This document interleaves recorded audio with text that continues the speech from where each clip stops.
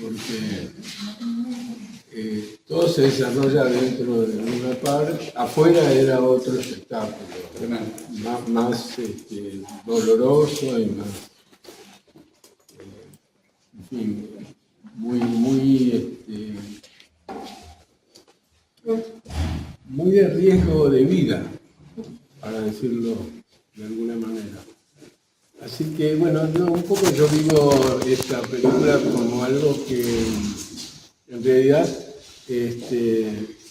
muestra una isla, llamémosle, de alegría, de vitalidad, que era lo que no tenían los jóvenes en ese momento. Pero cuando uno abre la puerta, un poco siente de que valió la pena, digamos. Que haberla registrado significó también decir presente en la vida de muchos jóvenes que en ese momento no se pudieron manifestar. Me enteré muy cerca del concierto que iba a dirigir una película, no sabía de qué se trataba. Me llamó Leopoldo Torrenilson, con quien me unía una cuestión, llamémosle, profesional, pero también de respeto. O sea, y bueno, reunió a su equipo y dijo, vamos a hacer una película en un día. Tengo que decir que la iniciativa fue de Jorge Álvarez, un muy conocido editor del momento, una persona muy importante dentro de la cultura, digamos, de Buenos Aires. Y ahí me enteré, porque dijo, bueno, Aníbal va a hacer la luz, Medio va a hacer el sonido, y la va a dirigir Bebe Camino. Ahí me enteré que yo iba a dirigir. Lo que pasa es que veníamos con mucha práctica en términos de haber hecho mucho trabajo técnico, especialmente en publicidad.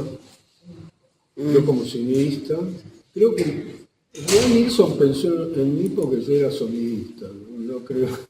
No, pero además había visto mi primera película y le había gustado. Y a partir de eso tuve que organizar todo muy rápidamente, inclusive comprarme los discos de Sui Generis porque yo no sabía que era un grupo que tocaba. Pero la verdad que cuando los escuché me enamoré un poco y fuimos muy rápidamente a organizarnos. Básicamente filmamos en 16 milímetros porque en esa época, digamos, los chasis que venían en las películas podían filmar hasta 3 minutos en 35. Entonces, para tener un mayor tiempo y además cambiar el chasis, volver a cargar y todo lo demás, decidimos el 16 milímetros. Y yo planifiqué que en los dos conciertos, porque eran dos conciertos el mismo día, uno de 8 a 10, el otro está ahí un poco, lo dice Charlie. Pero yo quería hacer un poco la gente que venía, o sea, la calle, y el ensayo. Yo sabía que ellos iban a ensayar antes de tocar, entonces, bueno, toda esa cocina a mí me interesaba mucho. Así que nos citamos antes y pudimos registrar estos momentos que ustedes vieron, pero tuvo un costo.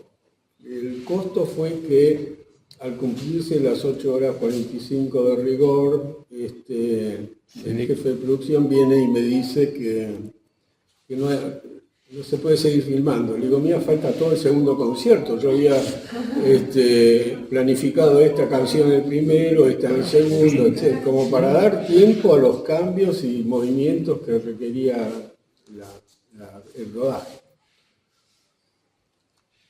No había caso, reuní el equipo, le digo, muchachos, no termina acá, el que se quiere quedar que se quede y el que no, tiene todo el derecho y la libertad de poder irse. Bueno, ahí deliberaron Y los únicos que se fueron los que estaban a cargo de la parte eléctrica, o sea, con la cuestión de los faroles, porque tenían que desmontar y sacar y todo lo demás. Ellos no se quedaron, pero el resto sí. O sea, había como una efervescencia muy grande en cada uno de nosotros, contagiados de lo que había pasado durante el concierto en la primera parte. Así que por eso hay escenas que casi ni se ven, digamos, o sea, son negros. Pero eso, la verdad que más que un límite, me resultó un estímulo para el rodaje. Y hasta yo agarré una cámara, la primera vez, cámara profesional, ¿no? Antes había filmado en Super 8, pero yo en ese momento agarré una cámara también. Y bueno, fue un gran aprendizaje de montaje.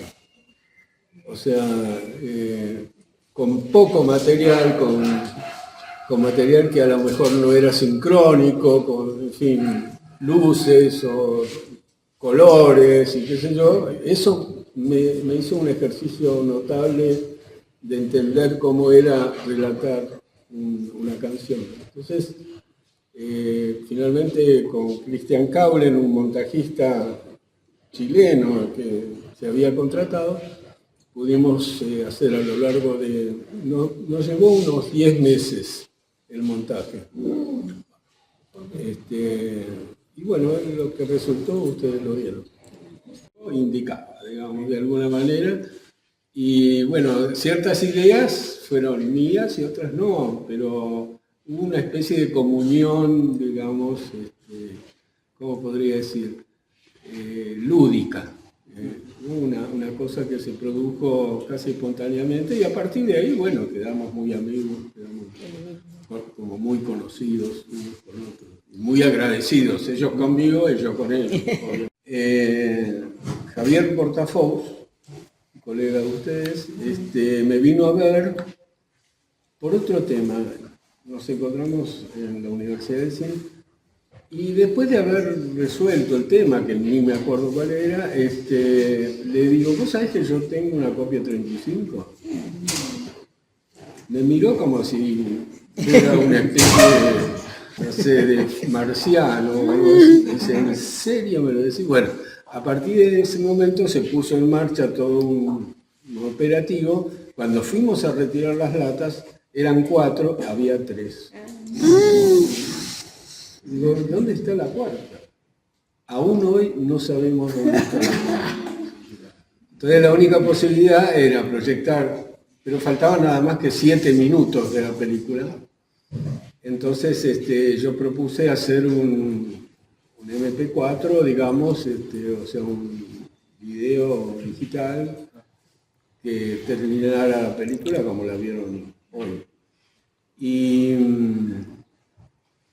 la exhibición fue muy emocionante, la verdad fue...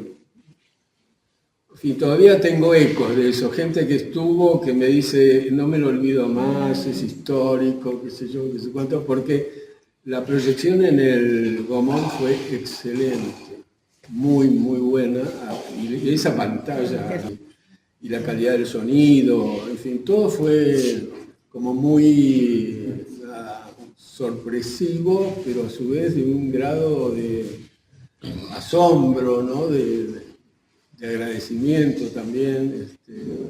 Así que bueno, nada, esa es una... Y esto fue una iniciativa que tuvieron los productores, que son Javier y Pablo Torre, que entraron en contacto con una distribuidora y la distribuidora le pareció que valía la pena. La idea primera era estrenarla el 5 de septiembre. La película empieza, dice 5 de septiembre de 1975. Pero por motivos de distribución, digamos, de ocupación de salas, toda esa parafernalia que hay en la comercialización de una película, no pudo ser. Entonces recién se va a estrenar ahora, digamos, pero también por el 50 aniversario del concierto y el 49 aniversario de la película. Llamémosle paralela y muchas veces fragmentaria en muchas oportunidades. Sí, yo estuve en el concierto de Nito y fue muy emocionante también. Pero se usaba una tecnología muy moderna, entonces la vista que tenían los fragmentos eran muy poderosos, digamos. La película todavía permanece con todas sus luces. Pues es muy probable que sí, hay clásicos que se siguen dando y todo lo demás. Pero en este caso, a mí me parece como una especie de, no sé, de acto divino, para decirlo de alguna manera. Es un regalo que me dio la vida, en ese sentido. Y la verdad que hoy se va a estrenar una película que filmamos hace 50 años, es como agradecer haber podido hacerlo y haber vivido todo lo que uno ha vivido para llegar a este momento, ¿no? Así que en ese sentido mi sentimiento es básicamente de agradecimiento a todo lo que pasó en relación a la película y al hecho que se haya mantenido como un ícono, porque me parece que es un ícono del rock nacional. Así que bueno, nada, me emociona, en fin, esas cosas. El DVD y se veían los kioscos, se vendían los kioscos, en los 90, sí. Exactamente. No, nunca lo hubiera imaginado, era como vender una revista, qué sé yo.